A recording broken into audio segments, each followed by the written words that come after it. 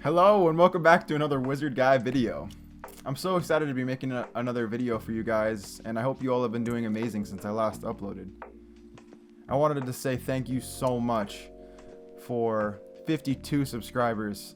I could have never imagined that I would be growing so quickly, and I just really wanted to say thank you again for everything that you guys have been doing. I genuinely appreciate it. Today's video topic is going to be about procrastination. Now, I wanted to make this video because I feel as though I have been a huge procrastinator for almost my entire life. And I mean that seriously. I'm pretty sure it started the very second I entered any form of education, but either way, it's been a part of my life forever. I'm saying it like it's some sort of disease or something, which is kind of funny because I don't actually feel that way about it. Procrastination has this negative stigma surrounding it, and for good reason too. Procrastination is defined as the action of delaying or postponing something. As a textbook definition, that doesn't sound too bad or harsh, but in real life, the implications are vastly different. In doing research for this video, I'm realizing that procrastination is much broader than just schoolwork as well. It has me thinking that maybe I'm even more of a procrastinator than I previously thought. To explain what I mean, the idea of procrastination to me was typically seen in a school sense. In that sense, I totally am a procrastinator, even to this day. For years, I have been waiting until the deadline to turn things in, and I learned pretty quickly the consequences of procrastinating. However, that doesn't mean that I stopped doing it or even tried to do it less. It means I ended up getting better and better at it.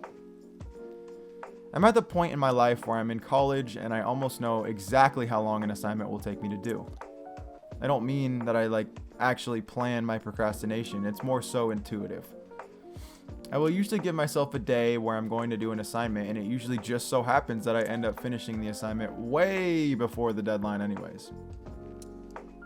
It's honestly become a system for me, and as much as I hate to say that, the system it works pretty well. I'll explain the system if you are curious. Here's how it goes.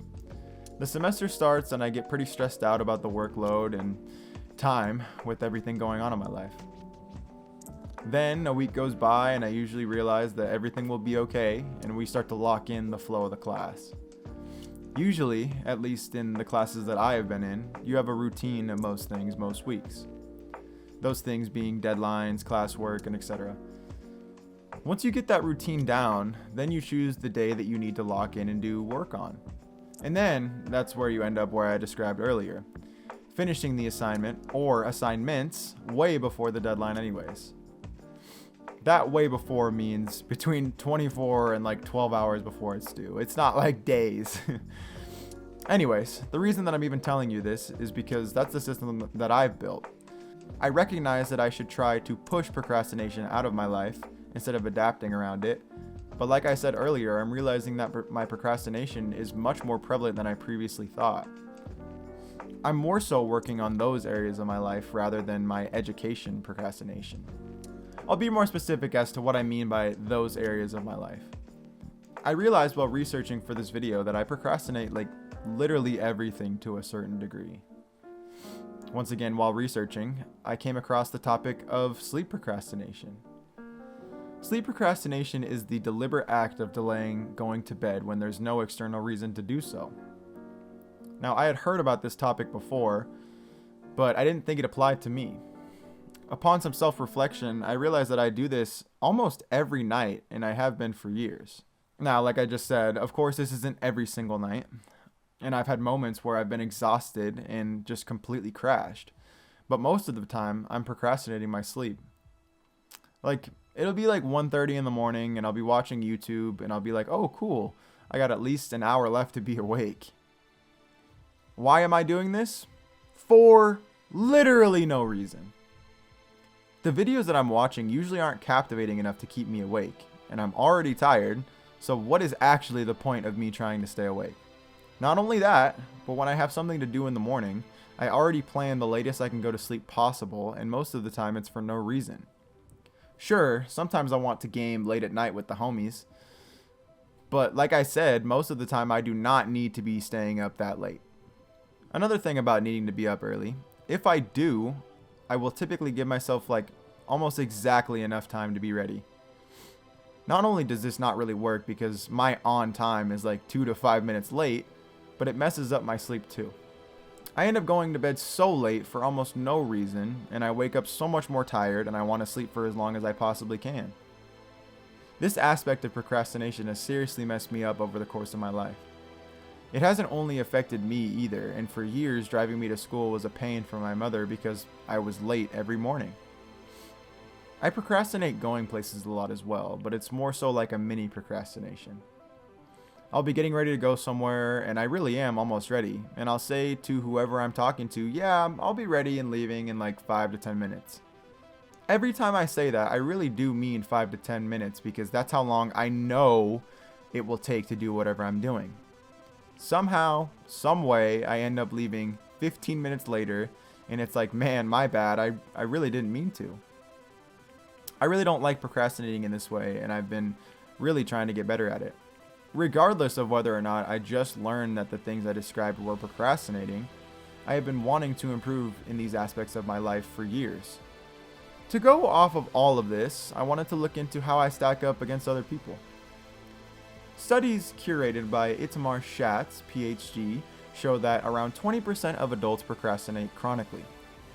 I am unhappy to announce that I think I might be a part of that 20%. Studies also show that around 50% of college students procrastinate in a consistent and chronic manner.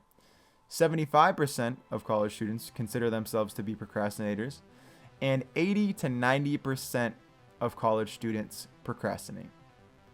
Once again, I fit the bill perfectly of the college procrastinator. One final note that I thought was interesting was in a study on an adult sample, 74% of people who were surveyed indicated that they go to bed later than they planned at least once a week, with no external reason for doing so. Wow, I'm 4 for 4 on all of these. I should clarify that I'm not saying that as if it's a good thing. It's for sure not, and I'm trying to get better at not procrastinating. To be honest, I didn't really know any tips of how to not procrastinate before making this video. I thought it was simply just don't. In my research, I have found a number of useful tips that I think I will personally be implementing. There are tons of easy to implement tips that I'm going to use and share with you. They are eliminating distractions like your phone and loud noises, reward yourself for completing tasks no matter the size, set goals for yourself. This is the one that I really need to do. And to set deadlines. If the deadline is too far away and you know you won't get started for a while, create a new, closer one in your head. I feel like all of these would be super beneficial to me personally, especially setting goals and deadlines. I need to get better at making smaller goals like completing certain tasks or assignments on a certain day. I feel like that would be huge for me getting things done. Another way that I found in my research that you could use to improve procrastination is to have more self-compassion. It's a topic that has been talked about a lot on my channel, and it's serious. A study conducted by Fuchsia Siroy found that the people who are more self-compassionate are less prone to procrastinate, meaning that being self-compassionate can be a protective factor against developing a tendency to procrastinate. If you procrastinate and respond with self-compassion, you will be less likely to continue to procrastinate or engage in a way of thinking that will make you feel worse about yourself and continue to procrastinate. Another thing to recognize is that you should feel connected rather than isolated in your suffering. Realize that everyone makes mistakes and suffers as a result. It's all a part of being human. Be mindful of your emotions. Step back from your negative emotions and take a non-judgmental view of them. Don't suppress or avoid these emotions, or the negative thoughts will continue. Taking a mindful approach to your emotion will help to not overreact to any mistakes so you don't get stuck in self-pity. Always remember as well that you can do anything you put your mind to. That's pretty much all I have for you today. I hope you enjoyed this little deep dive into procrastination. I really wanted to talk about this because it's been such a huge part of my life for literally ever. I'm trying to get better and it's taking time, but I realize that it takes baby steps. You need to realize that too. We can both do this. I'll say it again. You can do anything you put your mind to, and so can I. Thank you so much for watching. Click the video here to see more of my content, or click here to subscribe. Have a great day or night. See ya.